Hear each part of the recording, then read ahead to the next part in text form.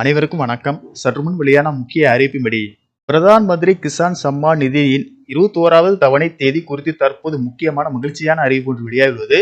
இதை பத்தி விரிவாக நம்ம வீடியோல பார்க்க போறோம். வீடியோவை கடைசி வரைக்கும் முழுமையாக பாருங்க. வீடியோக்குள்ள போறதுக்கு முன்னாடி இந்த வீடியோக்கு ஒரு லைக் பட்டன் பிரஸ் பண்ணிக்கோங்க. இப்பதான் அந்த சேனலுக்கு ஃபர்ஸ்ட் டைம் வரீங்கன்னா சப்ஸ்கிரைப் பட்டனை பிரஸ் பண்ணிக்கோங்க. கூடவே பெல் ஐகான் பட்டனையும் பிரஸ் பண்ணிக்கோங்க. வாங்க வீடியோக்குள்ள போகலாம். இந்திய விவசாயிகளுக்காக மத்திய அரசு செயல்படுத்தி வரும் பிரதான் மந்திரி கிசான் சம்மான் நிதி திட்டத்தின் 21வது தவணை எப்போது வரும் என்ற தகவல் வெளியாகியுள்ளது. விவசாயிகள் நலனுக்காக 2019 பிப்ரவரி மாதத்தில் தொடங்கப்பட்ட பிரதான் மந்திரி கிசான் சம்மான் நிதி திட்டத்தின் கீழ் ஆண்டுக்கு ரூபாய் 6000 நிதியுதவி 3 தவணைகளாக வழங்கப்படுகிறது.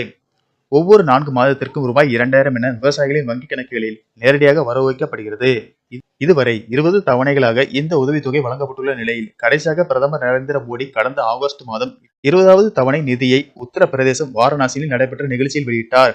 இந்நிலையில் 21வது தவணை நிதி எப்போது வெளியாகும் என்ற எதிர்பார்ப்பு விவசாயிகளிடையே எழுந்துள்ளது. அதே நேரத்தில் தவணை வரும் முன் விவசாயிகள் தங்கள் பெயர் பட்டியலில் சரியாக உள்ளதா, இகேஒய்சி முடித்திருக்கிறார்களா என்பதை கண்டிப்பாக சரிபார்க்க வேண்டும் என்று அதிகாரிகள் அறிவுறுத்தியுள்ளனர். ஏனெனில் இகேஒய்சி செய்யாதவர்களின் பெயர் நன்மை பட்டியலில் இருந்து நீக்கப்பட்டு தவணை பணம் தாமதமாகவோ அல்லது வராமலோ போகும் அபாயம் உள்ளது. ஆகையால் இகேஒய்சி முடிப்பது கட்டாயம் ஆகும். விவசாயிகள் இகேஒய்சி முடிக்க 3 வழிகள் உள்ளன. அதன்படி ஓடிபி மூலம் இணையதளத்திலும், அருகிலுள்ள சிஎஸ்சி மையத்திலும், கைரேகை மூலமும், ஆதார் முக அடையாளம் மூலமும் இகேஒய்சி செய்யலாம்.